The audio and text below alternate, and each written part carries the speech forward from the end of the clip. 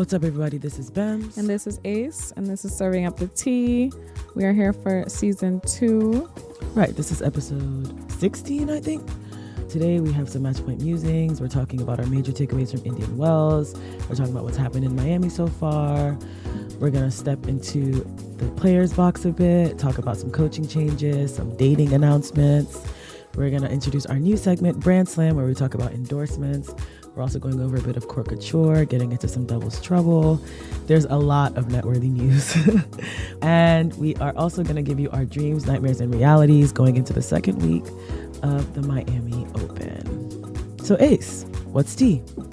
For me this week, I am reflecting on the fact that Emma Raducanu has changed her coaches again. And this marks her 7th coaching change in the 7 years that she's been a professional tennis player, which is pretty remarkable. This last coach, she only gave about 2 weeks.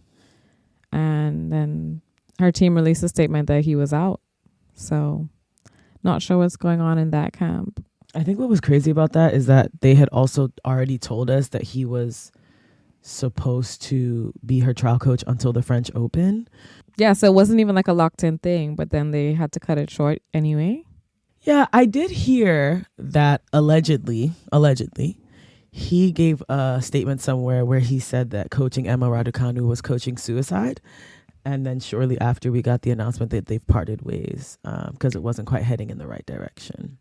I mean, yeah, I saw that. So it could be a case where she saw that statement and then took it very personally and was like, I actually can't collaborate with this person who has this opinion. I mean, I shudder to think that he gave that statement before they officially split up. Like, I have to believe that he said it like they had broke up behind the scenes and then he said that. I cannot imagine a coach saying that it's coaching suicide to coach a player that they're currently coaching. Like, that's insane. Okay, so some of the literature that I reviewed, literature is crazy, said that actually he said it closer to the time that she won the US Open, which is 2021. And it was one of those things where I think he says outlandish things, like he's known to be a very honest coach with the media. And yeah, they asked him, she was saying how she had approached him back then. And he was like, nah, that'll be coaching suicide because he turned it down, allegedly. So I feel like it's possible that she just saw the comment and then she was like, nah, we can't do this. But yeah, between round 1 and round 2, she was like, goodbye. And he got his notice. So interesting. That'll do it. What's T-Bems? I'm going to keep it short. I'm going to keep it cute. Yannick Sinner needs to come back. Okay. Yannick Sinner needs to come back because there is a Yannick-sized hole in the ATP tour right now. And can't nobody fill it. Okay. Yeah, it is quite a particular size gap that's left. Listen, he said, can you guys catch up? Like, I'm going to give you guys 3 months. Can you do it? And they were like, actually, we want to get further from where we were before. We want to lose points. Okay. Because the seeds are falling like fruit. So basically, when Yannick took his suspension, everybody was like, okay, so will Carlos or Zverev, because number 2 is Zverev, number 3 is Carlos, will either of them be able to overtake him, right? He entered the suspension with 11,300 points. He had to take the suspension for 3 months, meaning that he would drop about like 1,600. Zverev needed about 2,495 to catch him. It was really doable on paper. But Zverev hasn't made it anywhere. Well, we know what happened when he went to South America. We know that when he got to Indian Wells, Flop. He got to the quarterfinals, babe, but flopped after that. He's still alive in Miami, but he about to flop. I mean, mathematically, he can reach by Rome, I think. I don't actually think he can. It's statistically impossible. It's obviously not going to happen regardless. Carlos needed about 3,700 points to overtake him. He also had to defend his Indian Wells titles. He lost in the semifinals to Jack Draper, unfortunately. It was a strong run, but it was not good enough. Then came Miami, where he crashed out in the second round to a senior citizen. That was brutal. By Rome, he could, I think, do something, but he'd need to literally like sweep the clay swing. He would need to win Barcelona, Madrid, Monte Carlo, and Rome. Like he'd have to basically win everything. And even then, also like there's really no need to like speculate. He's not going to be able to do it. Like he's not sweeping 4 tournaments, one being a 500, 3 being Masters 1000s in a row. Yeah, I mean, he just flopped out of Miami, so that's interesting.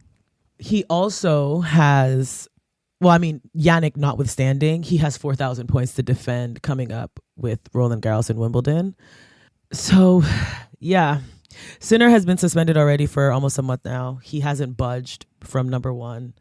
He's going to return in May with 9,700-ish points. I don't think anyone's catching him. So, bring him back. That's tea for me. Yeah, everyone was like super glad that Carlos was like the exciting player, but now he's losing and people are like, can you stop doing things for show?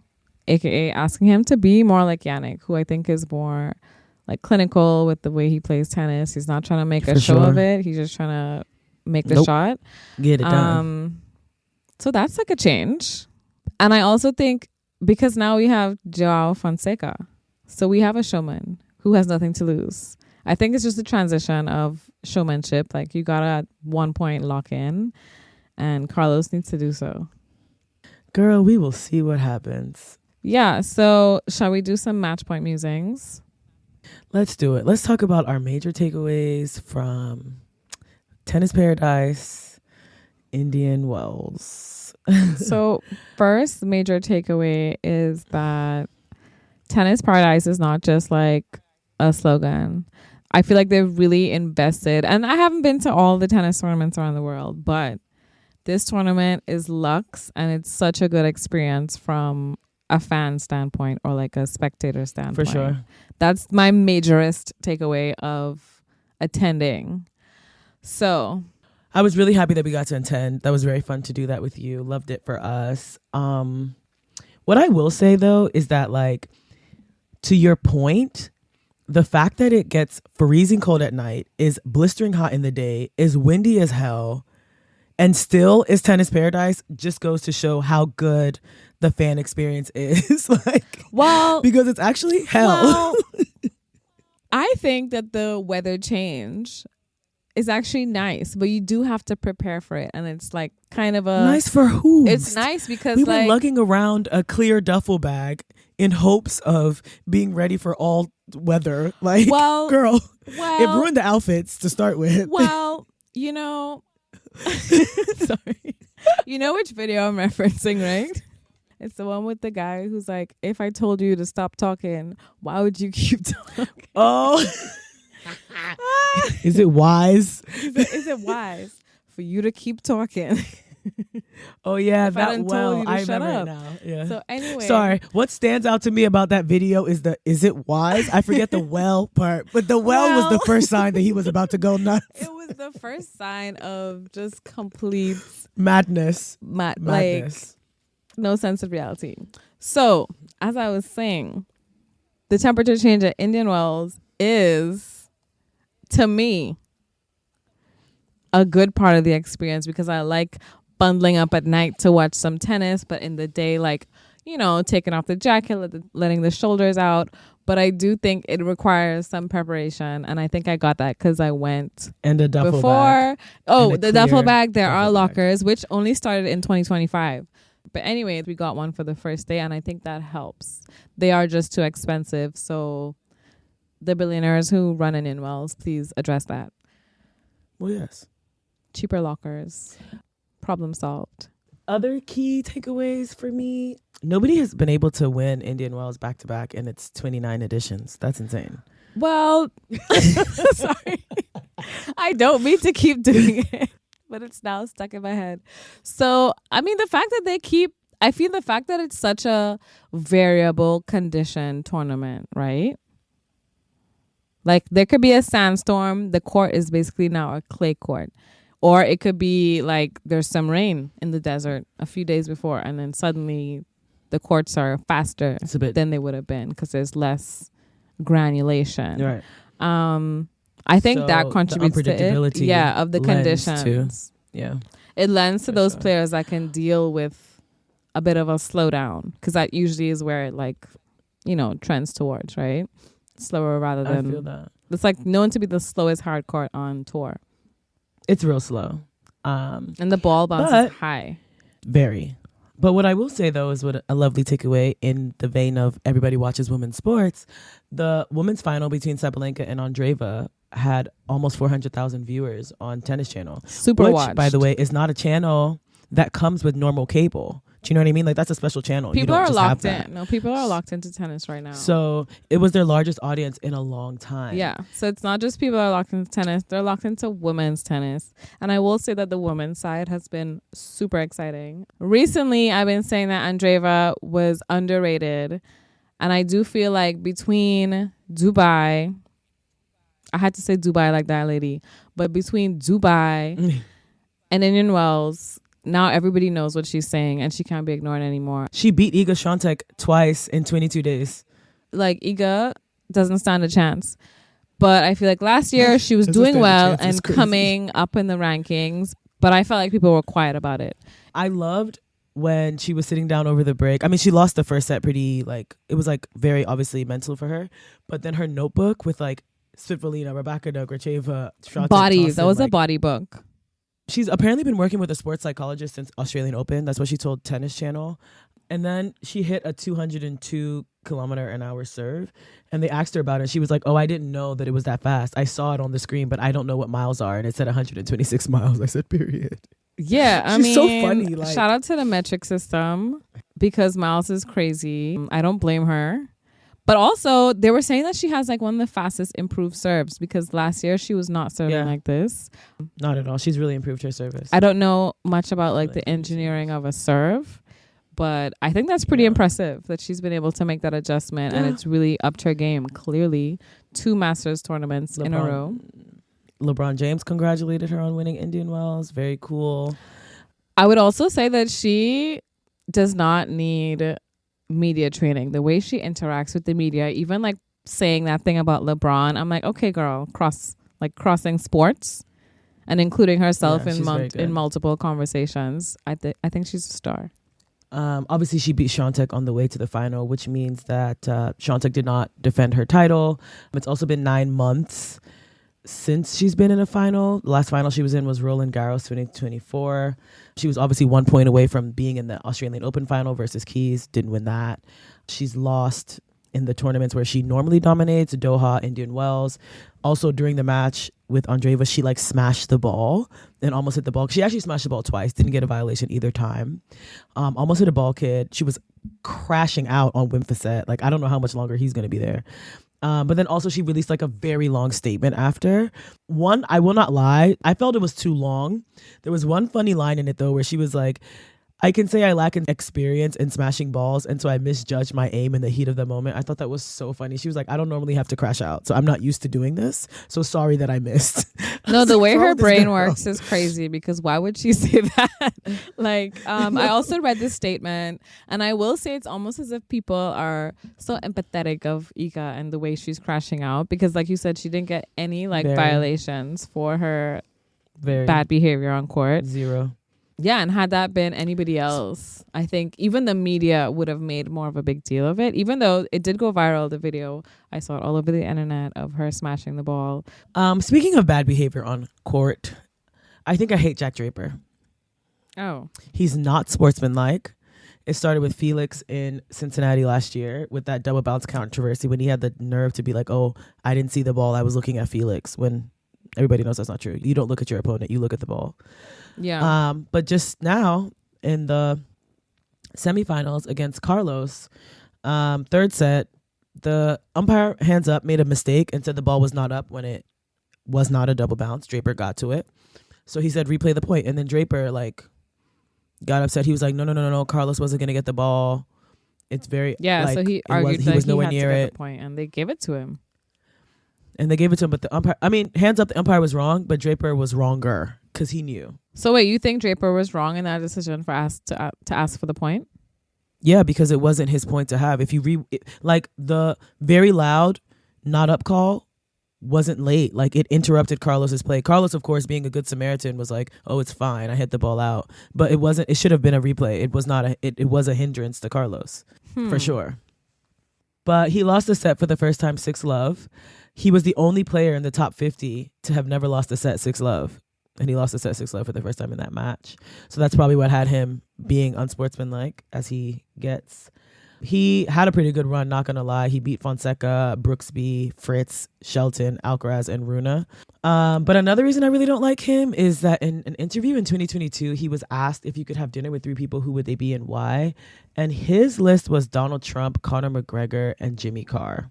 Just gonna leave that there for you. And we can move on to Miami. I mean, there's something to be said about the white male and their choices. I was gonna say he's just a child, but he's actually pretty grown. He's pretty grown. So interesting. Interesting choice. I mean, men in general continue to be strange creatures. In his defense, when they asked him why he plays left-handed when he's actually right-handed, he said he doesn't know. He's just a weird guy. So maybe all this can be he's just a weird guy. To him being he's just a weird guy. A weirdo. Like, anyway, let's get to Miami so far. First thing I'll say about Miami is that the schedule is insane. The different rounds on different days. Women's are a day ahead of the men. Yeah, it's been very confusing. I don't like that. I also don't know why it's like that. I guess that would have to do with how they've done the qualifiers, or maybe is it that they've had like a lot of rain delays, because Miami is pretty haphazard with the rain. No, that's how the schedule is. Like the schedule is like that. The women, yes, that's how it is. Okay. That's their schedule. Interesting. The women are a day ahead of the men. So when the women are on round 2, the men are on round 1. Yeah, round 1, but they're still playing on this. It's I don't like it. Yeah, it's not ideal. Another thing is that once again the players are complaining that they're playing in a car park, which they're not wrong. It's like a very manufactured tournament. It's not a dedicated tennis facility. So I don't know. Seeing how the people talk about the tournament has not inspired me to want to go, even though this is a major stop on the tour. Listen, I don't know what stop on the tour, not on the tour. Half the players are not even there that long. They're crashing out. So what's the complaint? Yeah, and I don't think they're mad about it, actually. They're ready to go. They're ready to go. Listen, these are all the seeds that have lost their first match in Miami. Alcaraz, who was shortly after spotted at a paddle tournament in Miami. Okay. Draper, Medvedev, Rublev, Runa, Shelton, Humbert, Poprin, Lehechka, Pericard, Mickelson. How did we get here? On the women's side, Rybakina, Navarro, Kazakina, Schneider, Haddad-Maya, Alexandrova, Putintseva, Vekic, Samsonova, Ostapenko. Again, I ask, how did we get here? Medvedev crashed out about the balls yet again. He said, who allowed these to be used in professional tennis? Or something to that effect. The umpire said they're approved by the tour, and he said they're not good enough. How did we get here? He's a nutter. But that's what I mean. Like, I don't think these players care that, oh God, I missed some Miami. Yeah, I missed some money and a few ranking points, but at the end of the day, Yannick is still going to be number 1 in 3 months. Like, there's a lot of things that I feel like the players feel like it might not matter. The small things don't matter anymore. Listen, what matters to me is that I got to see Victoria Mboko play. After all this time of hearing about her, crushing it at the ITF level, she played her first ever WTA 1000 main draw match. It was only her 7th pro event when she lost round 1 in Canada in the qualifiers. She was like 15 at the time and like world number 521 or something. She also lost first round at some one-off 250 in Granby. But she beat Osorio, the girl that Osaka lost to round 1 in Indian Wells. It was her first top 100 win. She was so excited she forgot to shake the umpire's hand. She played so well. Then she played Badosa and played so well. I was so sad about her loss because it was a winnable match. Like, she could have won. Badosa was so frustrated that she said to her team in Catalan, I don't know what to do. She plays better than Sabalenka. Like, I thought that was so crazy of her to say. She was crushing it. Like, she's now 28-2 in 2025, which is an insane record to have. And I'm really, really excited to see where she goes from here, how she develops her game more. I thought it was a great showing for her first main draw at a Masters 1000. Loved her. Gonna be rooting for her. And she was in Wilson. She's a Wilson Barbie, period. She knows what's going on. Yeah, it was nice to see her in 4K because, as you know, I watched replays. So finally we got the good footage. I got to see what the hype was about. She's definitely a fighter. Like, I saw some really good points from her. Her backhand is insane. Yep. Oh my God. And she wants it. Like, I can't wait. I can't wait. You know who else can't wait? The Brazilians in Miami. If João Fonseca is not world number 1 tomorrow. I have a few things to say about João. I do feel like he's what tennis needs right now. He's not the only thing, but he is definitely like... I don't agree. Bringing great things to the sport. The energy that his fans bring, insane. Because the fact that they didn't even give a flying F about like tennis etiquette and like when to leave the stadium. They just got up and started leaving mid-game, and the umpire had to like make them sit down. Suspend play. Yeah. In their defense, they had been waiting on grandstand since the morning, securing their seats. But because the matches on stadium finished so early, they moved Fonseca Humbert to stadium. So they were pissed. They were booing, throwing things, and running to try to get to stadium. Because you know how the tickets work. Like, you can only access the top, and there's only a few seats. When it fills up, it's finished. So they were pissed. Like, literally, Blair Henley tweeted that in the morning, like, before the first match on grandstand, there were João Fonseca chants. He was the 4th match scheduled. Why were they chanting already? Like, they had been there all day. And so when they announced that it was moved, they were like, bye to Draper, bye to Menchik. We got to go see our boy. Yeah. It was actually so crazy because he was playing Lerner Tien, who is an American, and there weren't like cheers for Lerner. It was literally all him. When he was done with the match, this was his first round match, he wrote, "Am I in Brazil?" on the camera, because he's like, very cocky with it in a way that is cute. I'm not going to lie, because why would he say that? Am I in Brazil? No, sorry, you're in Miami. Which, yeah, the Latin American community out there is super strong. So I love that connection that, you know, all the Latin American players can have like real fans in the stands out in Miami. But the energy that his fans bring is just crazy. Another guy who brings out the energy from the fans is Gael Monfils. He made his debut in Miami 20 years ago. He was the oldest ATP player I think he's actually just the oldest player in the singles draw. When he beat Marozan, he became the oldest man to win a match in Miami since 1992 and the second oldest man to win a match there ever. For context, the youngest ATP player in the draw is 17 and he is 38. Who's the youngest player in the draw? It's insane. His Sinner. Oh, I don't know this person. From what I've heard, Gael Monfils also is very popular in Miami. So for him, and he's had like great moments there. So for him to be doing great things in Miami is a particular like, you know, excitement for those fans because they love him and his showmanship. It's very much a good city for him and his style of tennis. So I love to see that he's doing well still. Some people that are not doing well, there were some crazy injuries on court. Azarenka was literally crying. It looked like she had like dislocated her shoulder in her match against Muhova, so she had to retire. Ons like collapsed when she was playing Paolini, couldn't walk. Diallo against Fils like sprained his ankle, and then Tennis Channel for some reason did like a close up shot of his feet. I need us to crowdfund a pedicure for this baby boy. His feet are horrendous. I didn't see the feet, God, today. And I don't want to see the feet. That's Gnarled. really unfortunate for him. It was so bad. But yeah, I was really sad. He was really pissed off. They tried to like tape it up and stuff.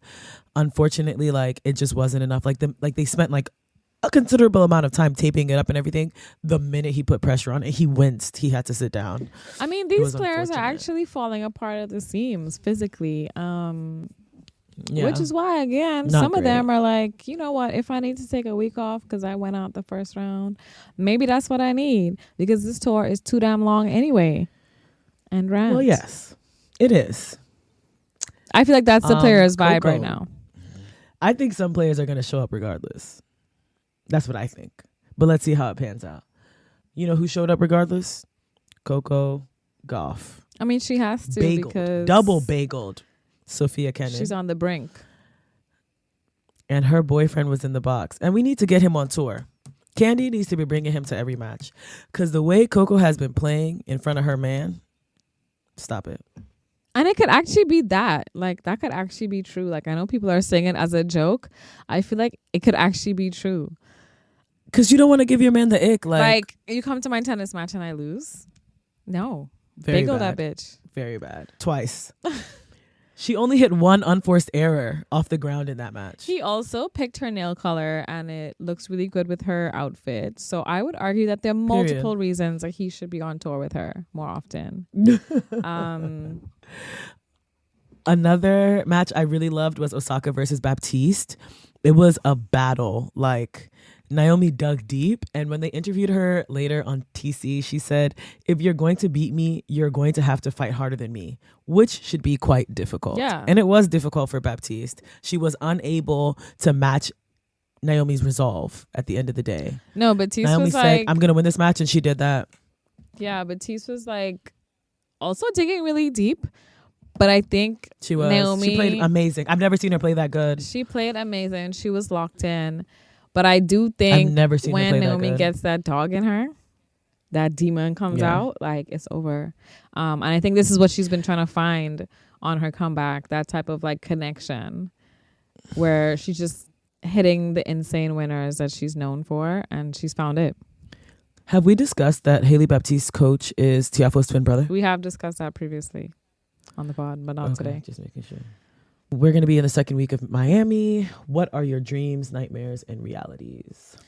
So my dream, given that I'm happy with Andreeva's like praise as of late, is that she does the Sunshine Double. For those who don't know, that is winning Indian Wells and winning Miami. There's been a lot of talk about it not being possible just because of the change in conditions. But it's been done before, and I want her to make more history. On the ATP side, it's hard to do though. Not a lot of people have done it. It's hard to do, yeah. On the ATP side, because I strongly believe that Joao Fonseca is what men's tennis needs right now. Like, they need another showman so that Carlos can get down to business and start like just winning. I want him to win. So I want the Brazilian fans to actually go on tour with him and bring that energy all around the world, because it's a vibe. And tennis can be a little stuffy in the stands, and they are cheering and chanting, and there's no stuffiness there's there. None. Honey. They are acting like they are at the World Cup. I'm gonna keep my nightmare short. Iga and Zverev. Reality, very hard, because as we have seen, the seeds, the people who you would expect to go deep in the tournaments on both sides, have been inconsistent. So I'm going to have to go with like one of my newcomers, or with people who have won recently, which at least on the women's side, that could still happen. Like, we could have Keys taking it. We could have Andreeva taking it. We could have Anisimova, who won, I think, Doha, the Masters tournament. On the men's side, I don't know, because I would have said Carlos, really and truly. So that was a shocker. Yeah. What about you? The actual fact about it is that this week, reality is my nightmare, because why did Carlos lose in his first match? Why would he do that? Like, that's not nice to me. It's very strange that's actually behavior. very mean to me. For the world number 3. Why did you do that? Yeah. But my dream is for Osaka to, if not take it, make it to the semis. I really feel like this is a pivotal moment in her career. I feel like if she doesn't start to get some big results, I don't know how that's going to affect her belief in her game. You know, she keeps talking about her belief. She keeps talking about her fight, but like, there's only so much belief and so much fight that somebody could have. You know what I'm saying? I feel like if she doesn't start to get these bigger results, she may lose her resolve. And I want to see her on the tour. I want to see her fighting and doing well. So I'm hoping that she can have a deep run or take this title. That's my dream. On the ATP side, Again, I'm still waiting for that feast photo shoot. Like, I need him to win. I think he'll look very good in Miami at the photo shoot. I need him to win. That's my dream. Nightmare. So sorry to do this to you, girl. I don't want Andreeva to get the Sunshine Double. I've already been seeing whispers of people comparing her to Coco and saying, oh, she's what Coco is supposed to be, and using her like being a teenage phenom as a way to bring Coco down. So in an attempt to curb that, she's going to have to lose. Hopefully to Anisimova. Like immediately. So you're saying that you want Anisimova to win? No, I want her to beat her today. Oh, okay, in their game today. Yeah. Well, that's not happening. So, okay. Well, is it wise? Haters gonna hate. If you see someone so locked in, is it wise to think that they should just come and lose? No. You know what? So that's. I'm just saying. My nightmare would be for Andreeva to win the Sunshine. There's Iga Swiatek in the draw, and your nightmare is Andreeva. You need to focus. Sorry about that. I think Iga and Zverev will take care of themselves. So I'm not wasting, my time with them. My other nightmare on the men's side is Djokovic winning. He hasn't played this tournament since 2019. If he comes back and beats these boys, I will be very irritated. Well, I don't think that's going to happen. That will very much annoy me. Well, I don't think Djokovic is going to do well. So I think your nightmare will not come true. Oh, period. Yeah. Thank you. Sweet dreams for me. My reality on the women's side is I'm going to go out on a limb and say Coco's going to do it. Because like we said, her mans is there. She's from Florida. Her family is there. She wants to put on for her people. She wants to show out, show up. I think she can do it. You mean, yeah, I mean, one thing about you is that you always have faith. So... faith of a mustard seed. The faith of a mustard seed.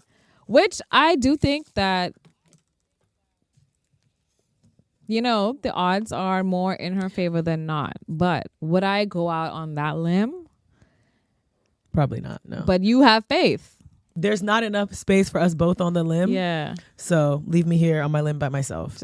Now, what I will say is that I'm going to put my hands up and be honest. When I did my bracket, I had Sabalenka winning. But after seeing everybody play, seeing what's going on, I'm going to back Coco in this race. I don't think that you might be wrong. I think she could do it. Which one? I didn't think of Coco. I didn't think that she could. But when you put it like that. But after seeing her first two matches, sweetie, possible. On the ATP side for my reality, again, my reality is already a nightmare. Why did Carlos do this to me? Very rude. Yannick, please come back and save me. Based on the current draw, I'm going to go out on a limb again. Because honestly, you inspired me last week with your Jack Draper choice, but then you changed it to Carlos because you wanted to be safe. So I'm not going to play it safe. I'm going to be bold. And I'm going to say Tommy Paul. Period. Oh, wait. I had Tommy as my second dream, but then I changed it to Joao. So that's a close second dream for me as well. Tommy Paul. All right. Well, that's your reality. So let's see. That's my reality. I'm going to back my boy and believe in it. Not that much to talk about in terms of doubles trouble. Siniakova and Townsend, our favorite doubles pairing, their streak has been snapped at Indian Wells. They were unbeaten beforehand. They lost in the semis to the eventual champions, Mohammed and Schurz. Which I loved for Mohammed and Schurz, but I was really sad for Taylor. But then she's come and had such a good singles run in Miami, which was ended yesterday. But good for her, considering it is quite an adjustment from playing a lot of doubles to going back to focusing. And she also has to play singles. qualifying. Yeah, it was tough. I think she dug deep in her second set of her last match, where it was. But it wasn't deep enough, unfortunately. Wasn't deep enough. I think her opponent had. But already, it's also Zhang, right? It's difficult. Yeah, Zhang had already picked up a lot of momentum, so it was hard to stop that. When you get a bagel, I imagine someone has to really come good to take you out the second set. For sure. I agree. But yeah, Townsend and Yakova, I thought they were unbeatable, but clearly they looked unbeatable, girl. The 2024 US Open mixed doubles champions. I know you don't care too much about mixed doubles. I don't know who that is. Yeah. Sarah Irani, Paulini's partner, and Vavasori, They won last year in US Open. They were also very outspoken when US Open changed the whole format. You remember I told you about this? Yeah. They won Indian Wells mixed doubles. And Vavasori said, today shows that, you know, doubles and mixed doubles can work really well. He wants to propose a mixed doubles circuit, add rankings for that. So he's going to try and propose that. So more grease to his elbows. Hopes that works out for him. Last bit of actual doubles trouble is Novak Djokovic says he wants to team up with Nick Kyrgios for doubles, and he wants him to play with him in Belgrade later this year. It's the week before the ATP finals. They played together for the first time like at some sort of exhibition, which was like the start of their like little friendship thing because they had like a long time rivalry, but now they're like BFFs, as you can see. So yeah, it's confusing to me how that happened and why. Because, of course, everyone has so much to say about Kyrgios and him as a person. And I think Djokovic is also misunderstood.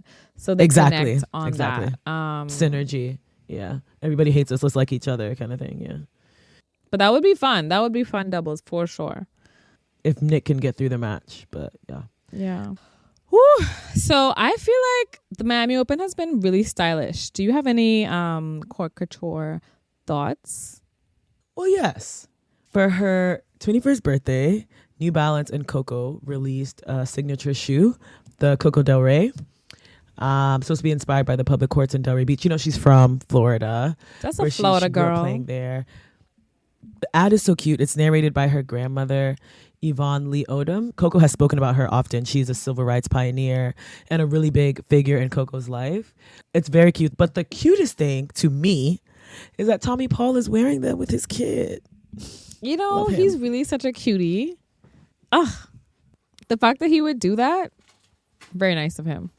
But also they're fire, so I don't blame him. Like, I feel like even if they weren't... I mean, he is repped by New Balance, so he is, makes like, sense, but it's also very cute. He didn't have to do that. He didn't have to do that. But he did. He sure did. I mean, in terms of my man. New Balance and their athletes, Coco and Tommy Paul, great ambassadors. And also McCartney Kessler. She looks so good. And what I will say about New Balance is they have such a variety of kits because McCartney Kessler was wearing one thing. Coco obviously has her custom kits. Sorana Cristea was wearing something completely different. Like, they got variety. Like, not everybody's in the same kit over and over and over again. I would say that of all their athletes, they should dress. What's her name? The one you just said. Sorana Cristea. Yeah, or McCartney Kessler? They should dress Sorana Cristea better because I feel like she's wearing the worst of their kits.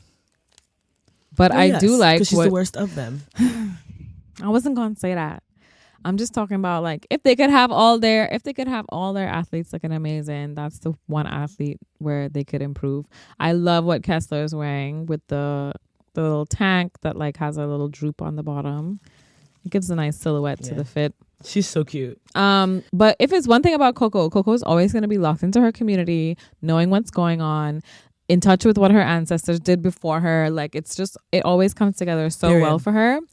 And she did an interview and they asked her what it's like to play this big tournament in your hometown. And she was talking about how she loves to be at home because she actually is more of a homebody. So being on tour, being in hotels, being up and down, not having like that kind of stability is a lot for her. And she really prefers and loves that in Miami that she gets to be home for 3 weeks and be with her family. Her family whole has box been is full of her people, her brothers. Cousins. I was watching a match yesterday. Coco loves her brothers. Wait, I was watching a match yesterday and the person I was watching with, my auntie, she said, but who's that in the box? I said, I don't know. It could be a cousin, a sister, a brother, a friend. Who knows when it comes to Coco because the place was her people, full. them gang in this home. Full. Her family is so cute. Her mom was so excited after that win that she just got at Miami. So yeah, everything is going well for Coco. I agree. I love her. I really do. Yesterday, I was having a conversation with some tennis fans, and we were talking about who we would support if Coco was playing Naomi, because I had said that there's nobody who I could support over Naomi. If Naomi's playing a match, like, it doesn't matter who she's playing, I'm supporting Naomi. Yeah. And they were like, but what about Coco? And I was like, gagged me a little bit. That is gagged me a little bit. I never thought of that being a reality. Like, they just have to strategically always be on other sides of the draw. Like, no, yeah, on other sides of the draw, so that if it does come down to it, it's in a final. gagged me. But yeah, I mean, when they play, I would be probably rooting for Naomi, but happy with whoever won in my heart. Yeah. I mean, that's kind of how I felt. Actually, no, that's not how I felt with the Batiste Osaka match. I definitely was like, Osaka needs to win this. Sorry to everybody else. It's not her time. It's Naomi's time. Like, please. I feel like in this sport, it's important to know when it's your time. Read the room. Maria Sakkari, anytime you play Coco, it's not your time. It's never going to be your time. And she recognized that in this last match. Pack it up. It was really cute though. Tiafo wrote on his camera after he won, "Haley Baptiste, you inspired me, keep pushing," or something, which obviously his twin brother's her coach, but I just thought that was a really nice shout out because it was a tough loss for Haley, so I thought that was nice of him. Yeah, tough loss for Haley. Love that he's like probably also an Osaka fan, but that's his girl, you know, from home. Yeah. In terms of the camp being DMV stand up. So let's get into our new segment, Brand Slam, where we talk about endorsements. The big brands on tour. Anybody who knows me knows that I'm a Golden Goose girly. It's my favorite sneaker. I love them. I cannot get enough. And my Ghanaian sister, Jasmine Paolini, just signed an endorsement deal with them. Yeah, I knew you would be excited about this. I didn't even know that Golden Goose was into tennis like that. Because remember I was telling you that Putin Seva's coach is always Golden Goose down, like head to toe. Is he Italian? The hat, the shirt. I don't know what he is actually. And I also don't know if he's sponsored, if that's just his swag. I feel like that's just his swag because... Well, girl. But it's not just Paolini, it's also Zizou Bergs, who, if you remember, was the player that caused that controversy at the Davis Cup with Chile because he bumped into Christian Garin at the changeover. Yes. Remember? He was so excited. That was very crazy. Zhang also signed with Beats by Dre. Listen, she has taken over the Asian market. She's signed to all the big brands. I think it'd be easier to list who she's not signed with at this point. She's also with Dior. Like let's not even get into her. She's done. She's booked and busy in the off season. But she loves it though, apparently. She said that like fashion isn't that like that engaging. So like, and who doesn't love fashion? So she loves that she's able to do that off court. She said fashion is not that engaging. She didn't say fashion is not that engaging. She was basically saying like it's easy to do. It's enjoyable. It's not work for her. So in the off season, it doesn't bother her that she has all these fashion engagement. Yeah. Sorry, I thought that you meant that she said that the girls ain't even giving, so she needs to give. Do you know what I mean? Like it's not even that engaging anyway, so she might as well step into that world. What? I thought Zhang was talking her shit. No. Okay. Let's step into the players box. Quite a lot of things happening in the boxes this week. I mean, I guess I already touched on one, the fact that Raducanu has split from her 7th coach of her career. But this week there was some other. Arthur Fils, like randomly, he had 2 coaches to be fair, but at the end of Indian Wells, he announced split with one of the coaches, Sebastian, which is weird because he had a really great run in Indian Wells. He looked really good against Medvedev until he didn't with that one overhead smash. But anyway, either way, he still looked pretty good in his opening match against Diallo for as long as it went on before Diallo got injured. But yeah, I thought that was weird.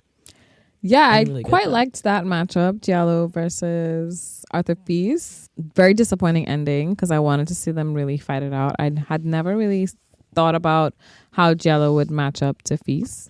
They played at Indian Wells and he lost 6-2, 6-2. Diallo lost 6-2, 6-2. But when they played at the US Open before, Diallo beat Fils in straight sets, I think. Or was it straight sets? Did we see that match? No, their head-to-head is 1-1. No, we did not. We saw Fils versus Giron and Fils versus Medvedev. No, I meant at the US Open. But... No. Oh, sorry. No, we saw Diallo versus Tommy Paul. Right, we saw him after. Right. That was a great match. Okay, I think what I meant was how he would match up to this new Fils, who obviously is, I feel like, doing better this season than he's ever done. Another person who's entering a player's box is Trinity Rodman, who we hope to see on the sidelines with Ben Shelton. He did a hardest launch. He posted an elevator pic in his Instagram dump, and they were going crazy in the comments. And it was at the end of the dump. Hard launch. It was the last picture. You know that's serious. Apparently, Tiafo is the one that hooked them up. That's so cute. Yeah. And then Shelton and Fils were practicing apparently, and there were like hella girls watching, and apparently Ben said to Feast, perfect, we can find you a girlfriend. Oh my God. Like, why did he say that? And then speaking of romance, Katie Bolter and Alex Daminar have been together for 5 years. They locked in. And Katie commented on Alex's Instagram post, like commemorating it, and was like, it's been a long 5 years of snoring. Why did she say that? Because why that would you man do that snores. And clearly she wants him to do something about it. He looks like he snores. Did you see that video of Dimitrov stepping out of the player's box to give that fan a rose for her birthday? I've watched it literally 100 times. Yeah. Would you like that to happen to you? No, because I would die. I would collapse. Like if I was standing there and Grigor Dimitrov But wait, came up die to me with like a in a rose, good like, way, or you mean like embarrassment? Yes, I would be so happy. Oh. No, I would be so happy. And the girl who posted the video said that they just asked him to and he did it. Aww. Like they were like, can you give this? And yeah, he's so sweet. That was kind of sweet, and I'm glad he didn't do too much to like make it uncomfortable. Like I was like, okay, clearly this is like very a cute little sweet thing. Yeah. Speaking of sweet, Danielle Collins found a dog in the middle of the road in Miami, and it had gotten hit by a car. She pulled over, rescued it. It's now in critical condition at the animals hospital. So in like her post-match on-court interview, she was asking everybody to like pray for the dog. She's named him Crash Collins, obviously because of the car crash, and she's going to adopt him if he pulls through. I mean, I guess. Oh. She got so many points to defend. Okay. Well. Like... It is. I like, okay, I didn't hear the full story. I just heard that she picked up this dog. Now that I hear the full story, I'm like, okay, girl, I understand. But I'm not going to lie. When I first heard that she was picking up dogs and adopting them when, you know, big things are on the line. She won Miami last year. She's, you know, she has to do well this year. Otherwise, her ranking is going to go down a lot. So I was like kind of thinking she needs to focus. But, you know, she has space in her heart. That's maybe sweet. she has something to play for. She has something to play for. Crash Collins. Do it for Crash. Them bills are going to be high, honey. You know, vets don't play. She needs to take more than 5-star vacations. So that alone should be motivating her. Speaking of 5-star vacations, Franco Davin, who helped Juan Del Potro when he was on course to win the U.S. Well, he did win the U.S. Open in 2009. He's now working with Joao Fonseca in Miami as a consultant. So that's fun. I love that for Not Joao. necessarily vacation, but Miami is nice. Yeah, I think it's... So I've been told that Joao Fonseca's father is like a multimillionaire / billionaire maybe in Brazil. Just gets better. You love a Billy boy. Like, what? So I think he's obviously being very intentional about his career, but he also has the means to do so, obviously. So just saying. The kid has it all in his favor. He's cute. He's charismatic. He got money. He can fucking hit a forehand. Like, what? He can hit a forehand. Good for him. Nice service too. Should we get into some Networthy news? There's quite a lot going on. It's been an explosive 2 weeks on the tennis tour in terms of the news cycle. Should we get into it? Are you still processing? Honestly, Networthy news this week is just... Because why did they do this? Well, I have a few theories. When it comes to activism, sometimes you gotta like... Oh, not this. Sometimes you gotta ask for more than you need. Because the things that they have asked for. For our listeners who don't know, the PTPA, which is the Players... What does it stand for even? Girl, it's an organization. The players' version of the Novak PTA. Djokovic. Okay, let's go with that. Novak Djokovic and Vasek Popsisil. Anyway, they filed lawsuits in the US, UK, and EU. Who is targeted in the suits? The ATP, the WTA, the ITF, and the ITIA. Notably, the Grand Slams are not named as defendants, but they are named as co-conspirators. Co-conspirators is crazy. Like the allegations have been made. No, they're insane. The broad strokes claims are, in essence, tennis is corrupt, abusive, illegal, and the system is designed to suppress competition and exploit players. Word for word, bar for bar. Well, yes. Because what? Guys, I can't even process what these players are doing. From what I understand, this PTPA is trying to function like a union. However, legally, they are not a union. So a lot of their, like, there's no protocol as to how they are supposed to go about getting the things that they want to happen. So I think they're just shooting. They're just in the field shooting. Did you see the video of when Andy Roddick was interviewing the PTPA reps on his podcast, Served with Andy Roddick? No, I did not see. What did Andy have to say about this? He asked, this was a while ago. This was not about the lawsuit. This is when this lawsuit was on the wraps, probably.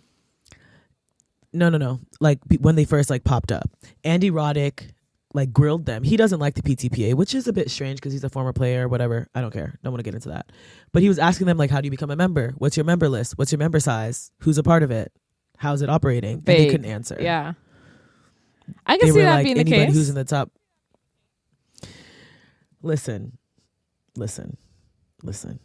Let me give you what I think about this. The money problem is the real problem, okay? Players receive about 17 to 25% of the tennis revenue. In comparison, NBA, NFL players earn about 50% of the total revenue. The point was made in the lawsuit that at the 2024 US Open, Honey Deuces, which, yummy, made more than the singles purse combined. Yeah. So their argument is that there should be more on offer. Listen, Vasek Papasil, whatever his name is, the co-founder with Novak, who's the lead plaintiff on this whole thing. I don't know how you say that. Popsicle? Let's go with Popsicle. Sweetie. He's been a player for like 15 years. I don't know if he's retired now, not retired now. I don't know what he's got going on. He has no titles in 15 years. I mean, he probably did his law school at night. But has made more than $7 million. What job can you achieve nothing and make $7 million in 15 years? Tell me. Well, there are members of the D League and the NBA that probably do that. So I think everything is relative. And what I was going to say. Yes. Over how many years? 15? How many did you say? Tennis players aren't making money like other professional athletes are. There's soccer, there's baseball, there's American football, there's the NBA, basketball. So I think everything is relative. That's fair. And I do think that there are some strategies in there that clearly the money is like one of their biggest things. But I feel like they also want power as players to decide what's on tour. Because right now I can see for the players, it feels like, you know, a lot of this has been set in stone for how many years? So which tournaments mean the most? Where the tour is going? I feel like they don't feel like they have enough. And I'll power give you over that. Yeah. But you want them to earn ranking points for exhibition matches? No, I don't. I think that's an outrageous ask. But I think the background of the strategy of that ask is that they want to be able to include other tournaments on the tour. Because obviously, it doesn't make no sense that an exhibition match where the ATP or the WTA has no like oversight over could ever contribute to points on their tour. That is nonsensical. I do think that the lawsuit is inflammatory. They don't seem to have the support that they claim they have. And so I really don't think this is going to go anywhere other than to the back of the news cycle. But let's see how it plays out. I mean, listen, I just want to avoid a sort of live tour situation that they had on golf. I don't want that to happen. Which was very detrimental to golf. I mean, they ended up merging in the end, but like, let's not even go that route. Let's not even do that. But that's, I mean, I'm still processing. Maybe I'll golf has digest so much it more more and come money back. That they could afford to do that.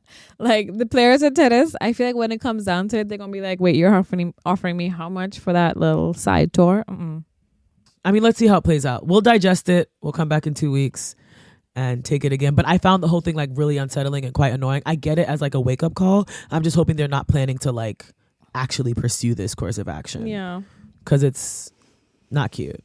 It's a little embarrassing. Oops. Got a lawyers behind this. But anyway. Also, did you see that Nick Kyrgios was listed as a plaintiff? But then when they interviewed him, he like low-key didn't know. He was like, yeah, it's a magical moment or something. He doesn't know what's going on. He don't really care about anything though.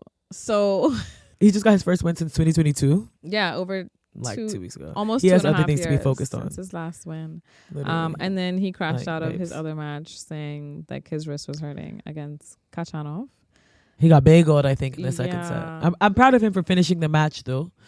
But yeah. So next on tour we have soon the switch to clay season is upon us. Starting with the American clay out in Charleston.